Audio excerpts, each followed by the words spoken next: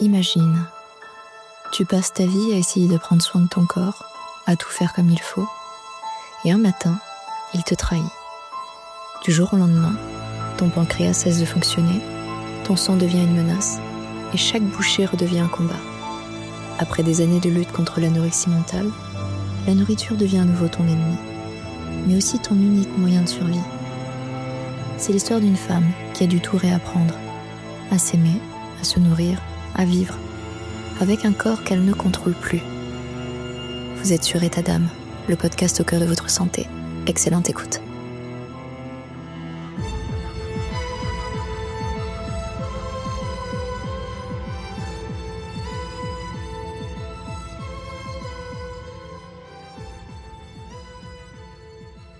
Bonjour Stéphanie, aujourd'hui j'ai 39 ans, je suis en réorientation professionnelle et quand j'ai découvert que j'avais un diabète de type 1, j'avais 33 ans, nous étions en 2019, j'avais arrêté de fumer par hypnose, je faisais du yoga tous les jours et j'évitais le sucre parce que j'étais dans une dynamique très healthy.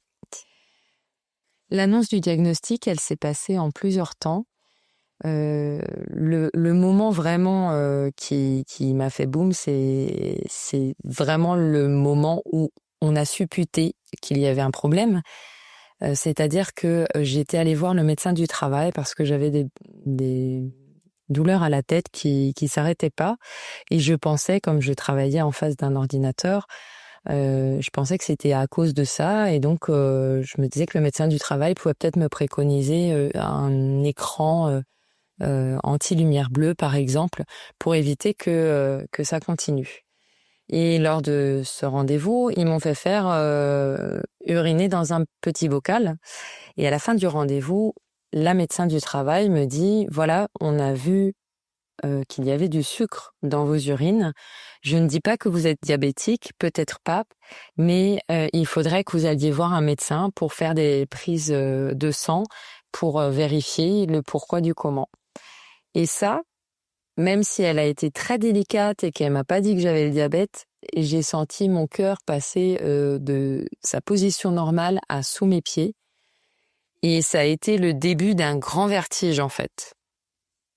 Parce que suite à ce rendez-vous, donc moi j'allais jamais voir le médecin, donc je connaissais pas de médecin. J'en ai trouvé un sur Paris, j'y suis allée rapidement, je pense dans la journée, j'ai pu avoir un rendez-vous. Et il m'a fait la préconisation de prise de sang. Donc le lendemain matin, j'ai fait ma prise de sang et je suis partie au travail comme tous les jours. En début d'après-midi, j'ai un appel de ce médecin-là. Donc déjà, je suis choquée en voyant ce médecin qui m'appelle parce que inconsciemment, je savais que ça voulait dire que ça sentait pas bon. Et le médecin me dit j'ai été contactée par le laboratoire. Le laboratoire m'a fait part des résultats d'analyse qui sont mauvais.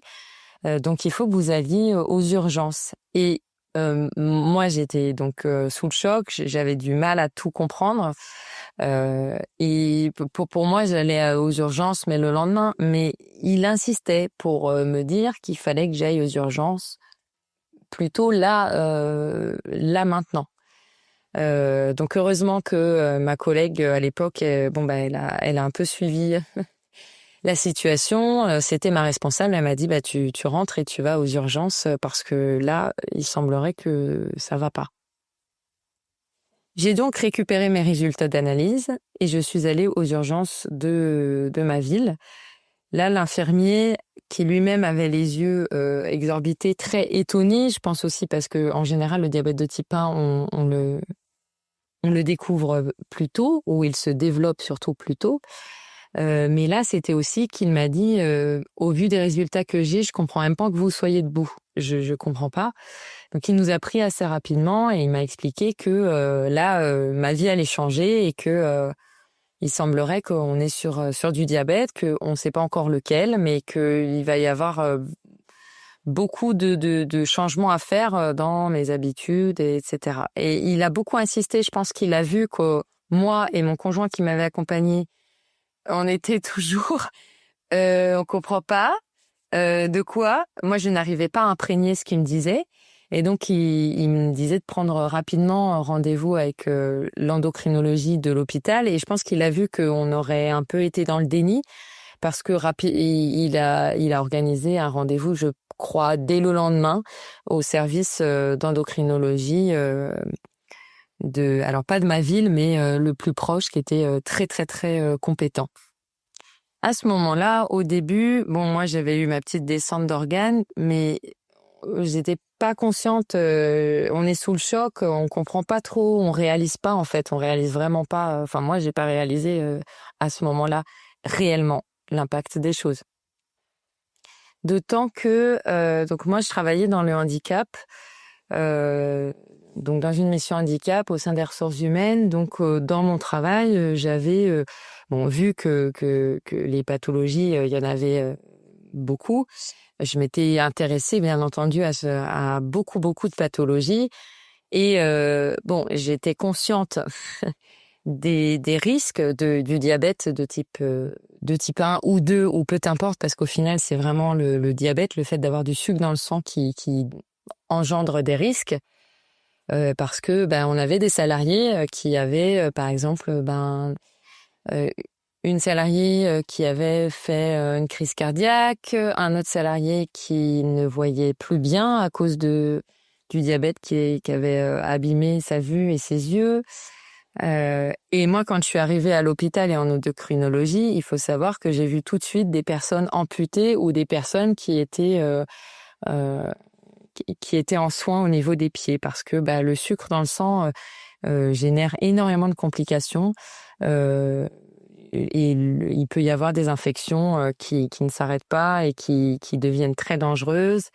Et au niveau des extrémités, donc souvent les pieds, il peut y avoir des complications.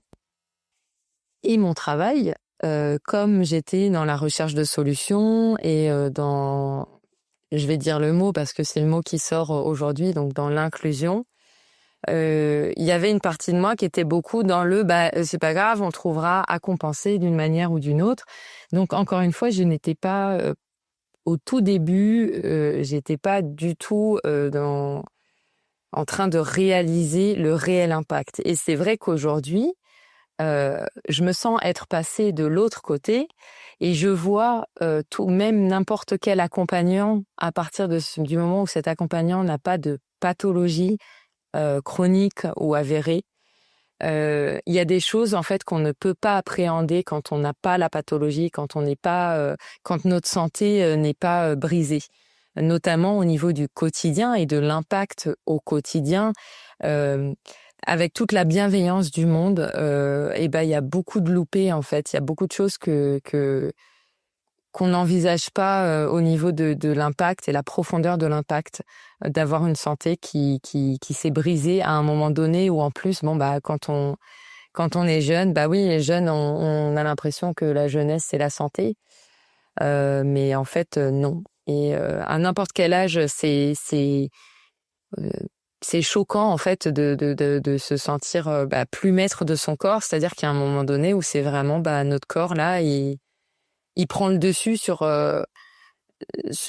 pour pas nous faire du bien, et on n'y peut rien en fait. Donc c'est très complexe, et j'ai bien vu et ressenti en fait que il y a vraiment une réalité à traverser entre être aidant, accompagnant et essayer de s'informer, surtout, et être atteint d'une pathologie qui va engendrer autant de réflexion, aussi fréquemment, autant de surveillance, autant de fatigue, autant d'injustice, parce qu'on ressent énormément d'injustice, parce que pourquoi nous et pas les autres, et puis parce que de toute façon derrière on doit faire comme tout le monde, on nous demande de faire comme tout le monde, hein. Tant qu'on n'a pas de grosses complications, nous on nous demande de gérer notre pathologie et en plus de gérer notre vie comme si on avait la santé. L'hospitalisation a été une épreuve immense pour moi, parce que durant mon adolescence, j'avais fait de l'anorexie mentale et donc j'avais été hospitalisée, et ça a été un combat immense qui a commencé à ce moment-là, notamment sur le rapport à la nourriture. Et également, c'est une période qui, pour moi, pareil, me renvoie beaucoup d'injustice parce qu'au moment de mon adolescence, pendant que tout le monde vit, moi, je me suis retrouvée enfermée, séparée de ma famille et de mon foyer, et développer toute une conscience, notamment du handicap, hein, parce que mais aussi d'être sur un chemin de traverse que peu de gens ont traversé, et me sentir un petit peu exclue du monde. Donc il y avait ça, mais il y a aussi le fait que le diabète, donc qui s'est avéré le diabète de type 1, donc maladie auto-immune, étant donné qu'on va devoir s'injecter de l'insuline pour faire le travail du pancréas de manière pas superficielle, mais de manière si, oui, en fait, c'est plus mon pancréas qui peut mettre de l'insuline, c'est moi par mes piqûres. Eh bien, toute la nourriture, il va falloir calculer le nombre de glucides qu'on fait, le sport qu'on fait, ou en tout cas les dépenses physiques. Et normalement, il faudrait tout prévoir et se tenir à tout ce qu'on a prévu, sauf que bien sûr, la vie, c'est imprévu, et que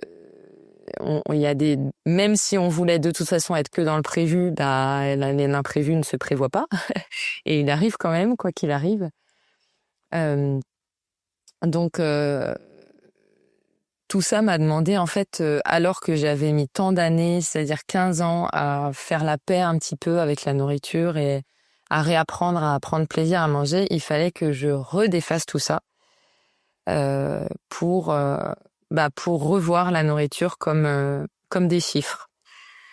D'autant que en plus, toute cette culpabilité, il y a l'illusion de contrôle de son corps dans l'anorexie, et dans le diabète, il y a justement la réalisation qu'on ne contrôle pas son corps.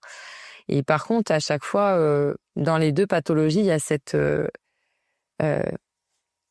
distance, en fait. Finalement, on va plus manger par plaisir parce que tout va être à risque.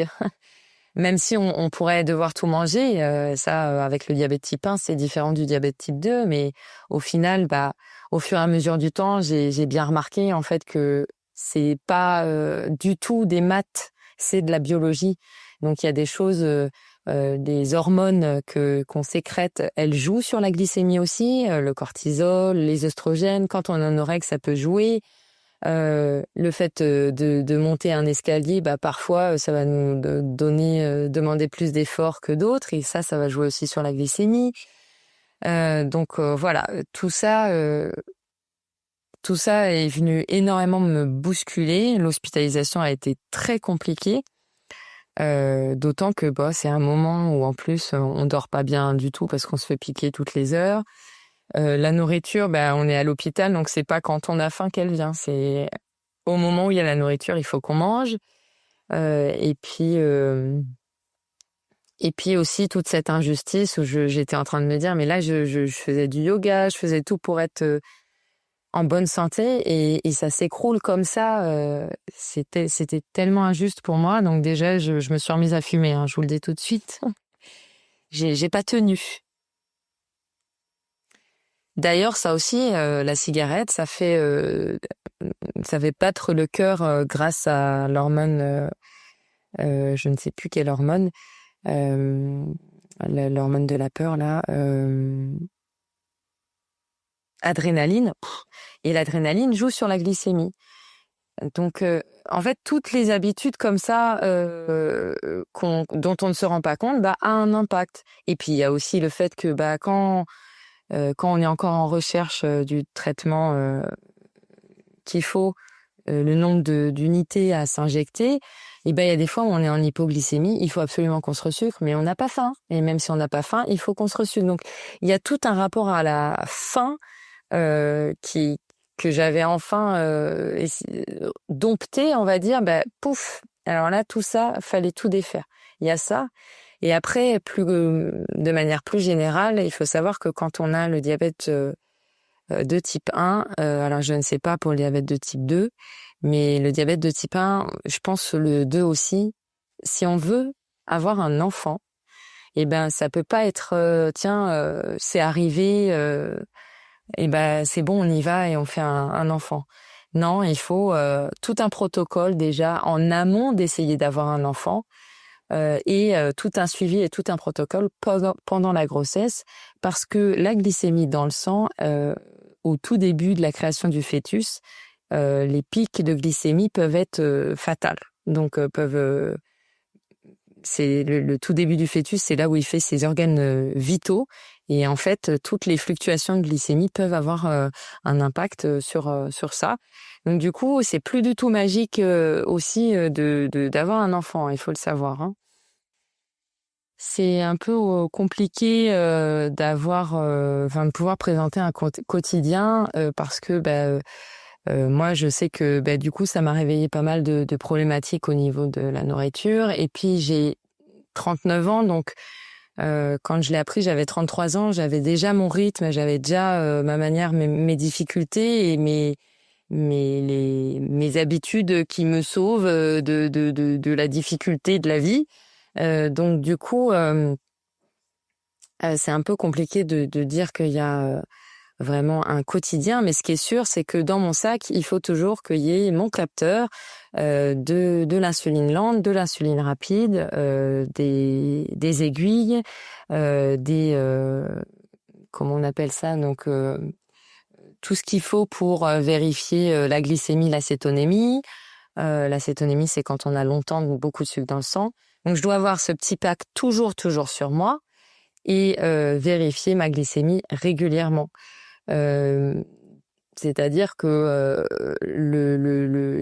on doit se piquer déjà 4 fois minimum par jour, mais s'il y a des fluctuations de glycémie, on peut se piquer un peu plus, mais du coup, il faut aussi surveiller. Et puis, du coup aussi, ça a un impact sur la fatigue, sur l'état. Par exemple, quand j'ai des hypoglycémies, moi, je sais que je vais être plus facilement irritable et en même temps, j'ai du mal à comprendre. Comment dire, mon corps, je le sens tout faible, mais il y a aussi mon cerveau que je sens qui n'imprègne pas et donc et en même temps, je suis aussi stressée. Donc là, j'ai cru comprendre que je touche du bois, mais j'arrive quand même à être résistante, à des taux de glycémie très bas. Mais j'ai déjà fait un coma d'acidocétose. C'était pas du tout agréable et ça, je veux pas le refaire. Donc, ce qui est sûr, c'est qu'au quotidien, c'est comme si on a une épée de Damoclès et que il faut donc qu'on fasse attention à tout ça et que, comme je disais plus haut, c'est de la biologie, donc il y a des éléments qu'on peut pas prévoir et qui vont avoir un impact. Donc il y a ça, et puis si j'oublie, et c'est déjà arrivé que j'oublie mon capteur, je suis au travail, je peux pas manger même si j'ai faim.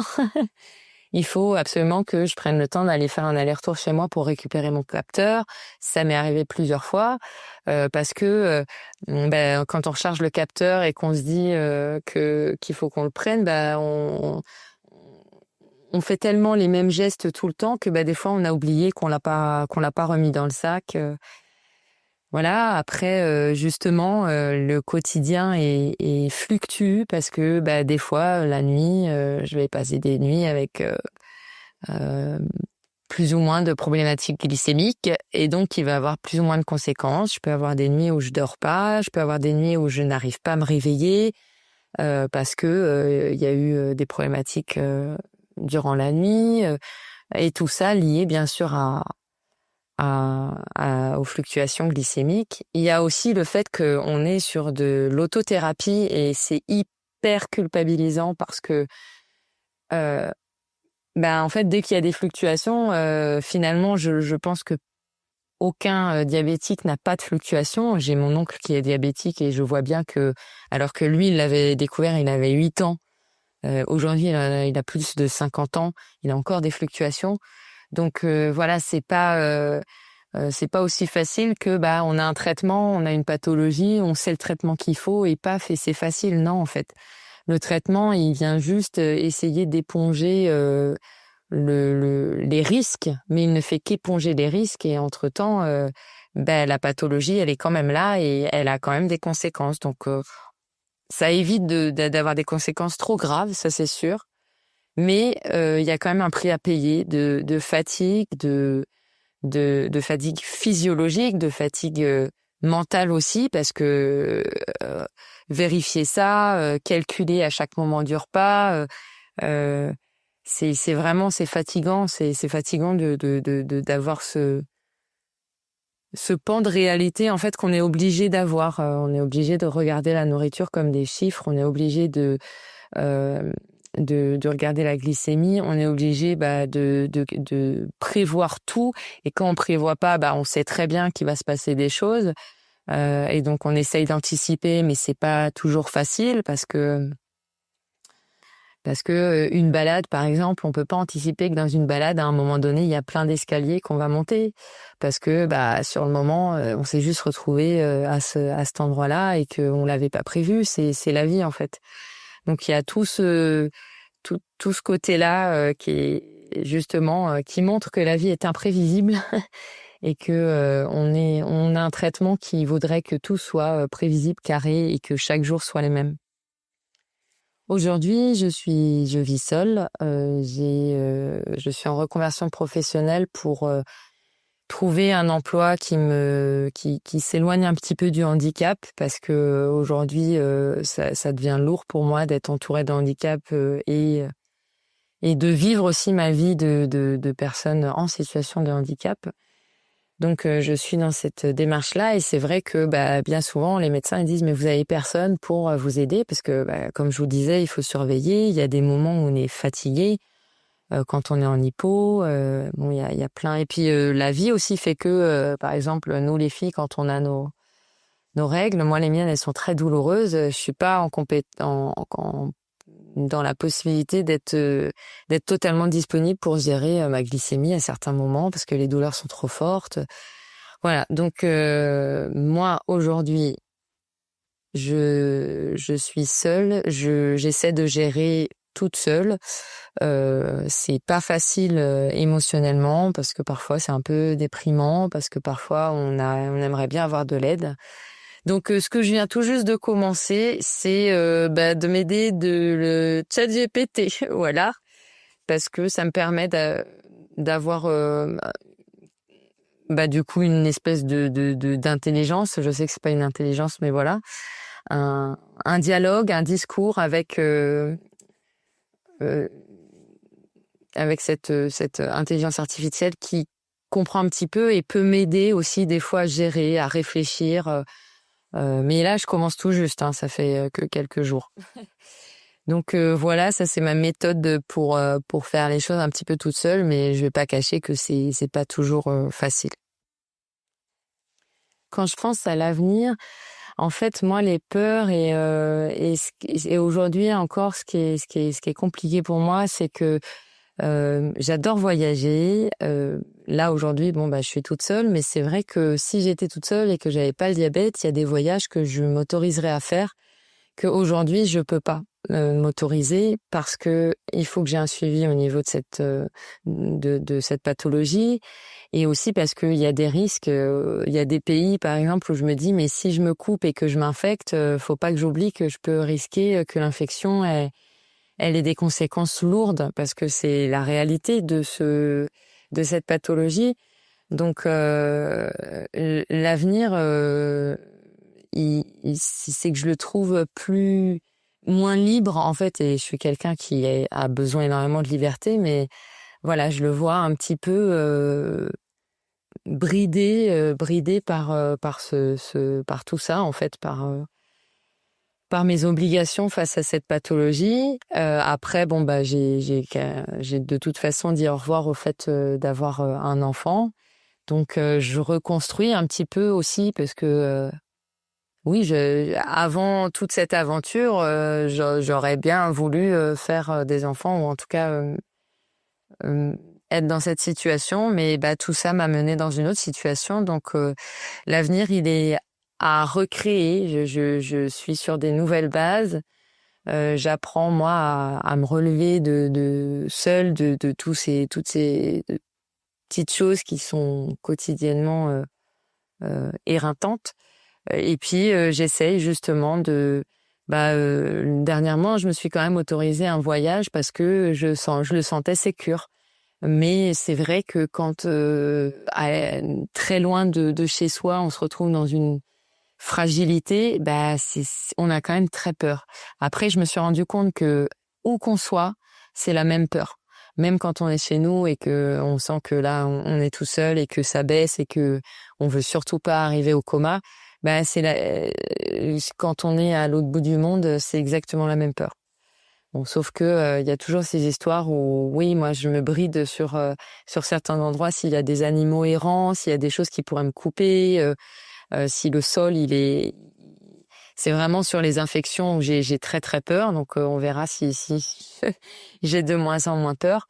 Mais pour moi, l'avenir il est à construire. J'ai beaucoup de mal à voir au-delà de 5 jours, on va dire. J'ai beaucoup de mal à voir au-delà de ça. Aussi parce que actuellement, je suis dans un bilan de compétences pour voir ma reconversion. Mais même au-delà de ça, l'avenir lointain, je le vois pas. Et j'essaie pas de le regarder non plus. Moi, ce qui m'aide à avancer tous les jours, c'est de prendre un jour après l'autre, en fait.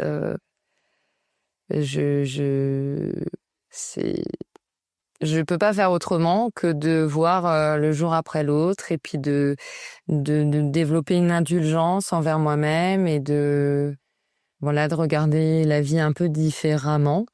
On n'a pas le choix de se relever, en fait. Donc, de toute façon, on se relève, on avance. Euh, et puis aussi de m'autoriser à vivre.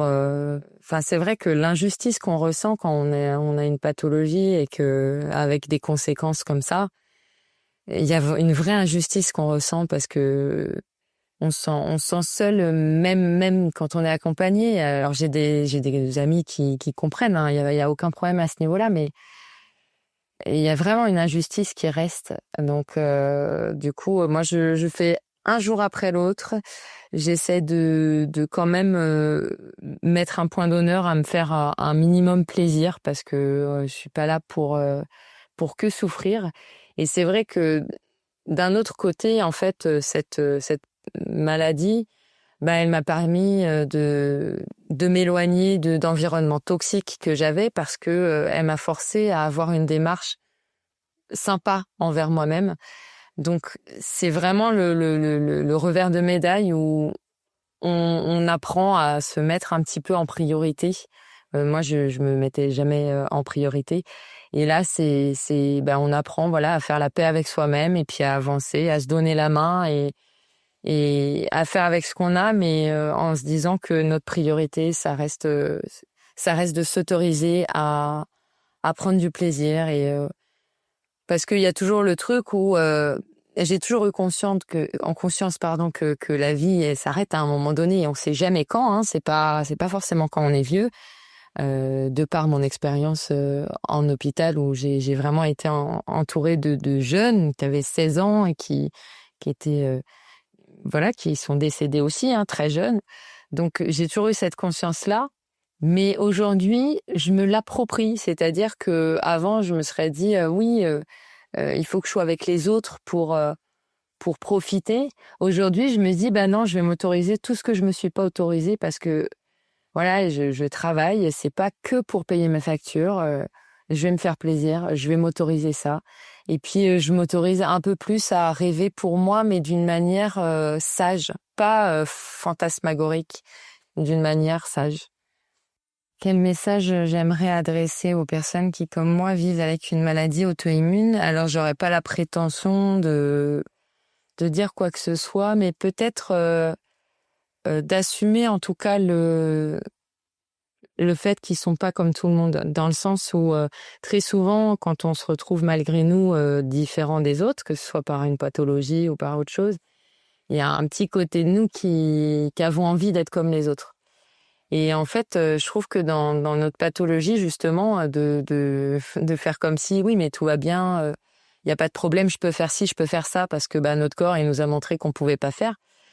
Et plutôt que de se dépasser, peut-être que c'est le moment aussi d'apprendre à s'écouter différemment, parce qu'il y a certaines choses où on peut pas complètement s'écouter, mais en tout cas être indulgent vers soi-même et commencer par une bienveillance constructive, se donner la main et dire oui, les gens en face de nous ils comprendront pas. Ce qui est sûr, c'est que tant qu'on ne vit pas la chose avec toute la bienveillance qu'on peut avoir, l'empathie a ses limites, parce que c'est des conséquences quotidiennes.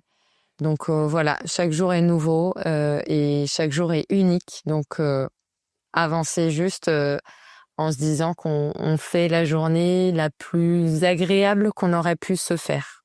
C'est peut-être le seul point que je trouverais à dire. Le petit plus, parce que j'ai oublié, que je veux dire aux gens qui ne comprennent pas, les piqûres, il faut pas croire qu'on s'habitue aux piqûres. Il y a des piqûres qui font pas mal du tout et il y en a qui font très mal. Et ça, on sait pas quand ça arrivera et on sait pas à quelle fréquence. Mais je peux dire qu'il y a des fois, à chaque piqûre, j'ai mal. Ceux et celles qui n'imaginent pas ce qu'on traverse, moi j'ai surtout envie de leur dire que c'est pas si simple en fait d'avoir un traitement quand on a une pathologie. En fait, le traitement il résout pas tout et ça c'est dans toutes les pathologies. Et c'est pas 1 moins 1 égale 0 en fait. Parce que tout ça c'est biologique. Je pense aussi forcément à tout ce qui est psychologique ou psychiatrique. C'est pas on a des médicaments donc du coup tout va bien. Non, on est des êtres biologiques et donc les jours sont tous différents au niveau du corps comme au niveau de l'esprit.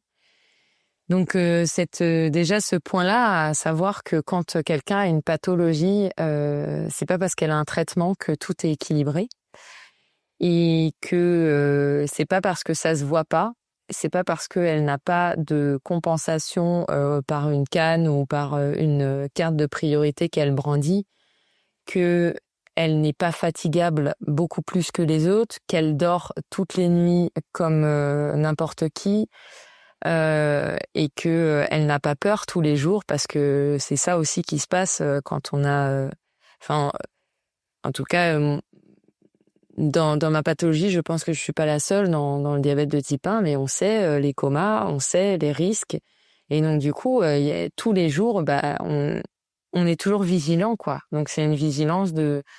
En plus, c'est un bébé, mais sauf que c'est pas un bébé qui nous dit je t'aime tous les jours. C'est un bébé qui nous pourrit un petit peu la vie. Voilà, c'est peut-être un petit peu ce que j'aimerais que les gens comprennent.